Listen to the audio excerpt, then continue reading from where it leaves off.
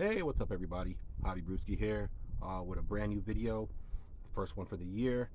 And today I'm going to share with you how cheap it is to get started with home brewing.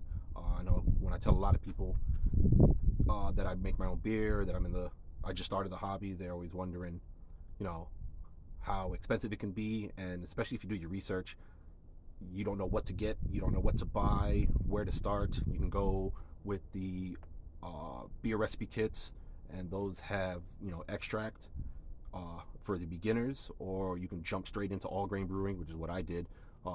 And there's different things to consider. So with me, I know when I started researching on making my own beer, I wanted to go the all grain route. I wanted to make things just a tad bit a little harder for myself.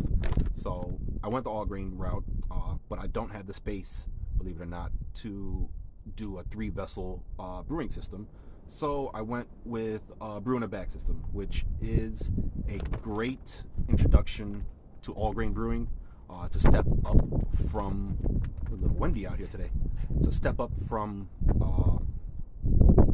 the extract brewing that you get from all the beer recipe kits that you find online.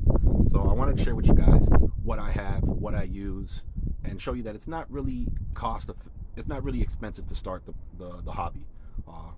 It can get expensive, and believe me when I say the things that I do want can be expensive, but you don't have to break the bank to start making your own beer, and good semi-quality drinkable beer. Let me put it that way. You can make drinkable beer at home for a fraction of the cost that you see other people make.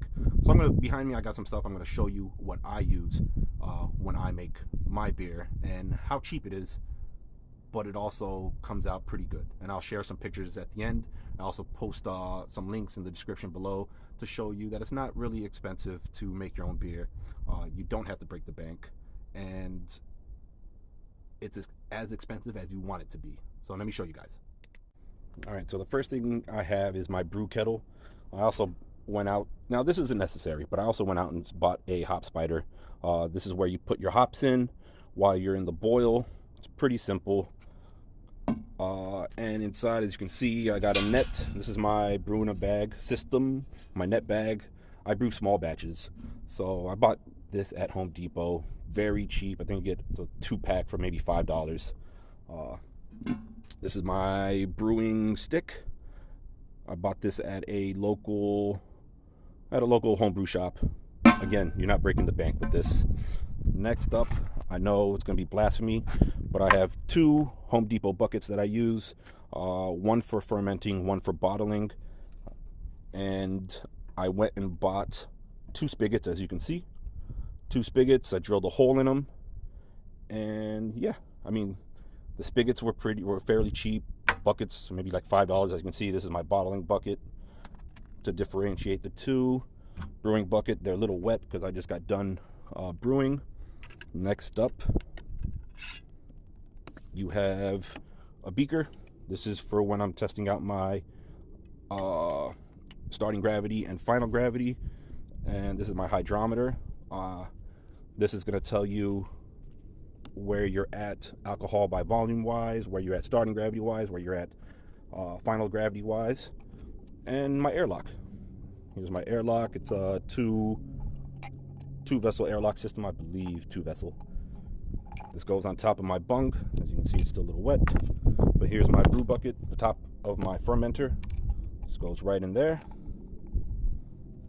This taps goes on, and you fill it up. I don't know if you can see, but you fill it up to the fill line with sanitized water. And again, as you can see, you're not breaking the bank. I'm not spending a whole lot of money. I do small batches, so the most I will brew is maybe 3.5 gallons. What you don't see here in the video is my bottles.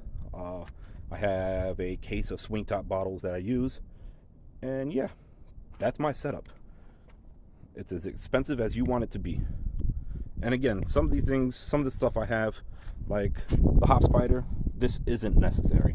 You can dump your hops straight into your kettle during the boil. You don't need it. I do it for ease of cleaning. That's why I do it. Now,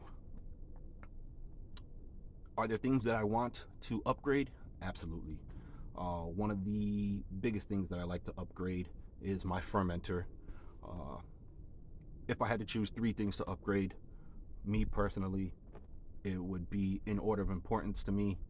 I'd get a fermenter a conical fermenter that I can pressure ferment in, corny keg, whether it's a 1.5 gallon, 2 gallon, 3 gallon, 5 gallon corny keg, so I can ferment in there as well, and transfer without oxygen, because oxygen is what causes a lot of homebrewers beers to go bad, and you get that cardboard taste.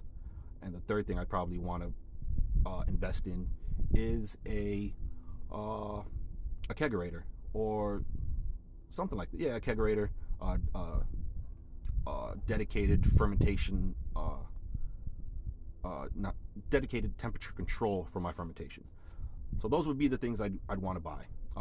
Again, I'll post links down below, and as you can see, it's not going to be a lot of money to get started. The most expensive thing you're going to probably spend money on is your grains, your hops, and your yeast. And that's pretty much it. That's my simple beginner's guide to brewing. If you can make tea at home in a cup, you can make beer. That's as simple as that. Thanks for tuning in. Hope you guys liked the video, and I'll see you guys the next pint. Cheers.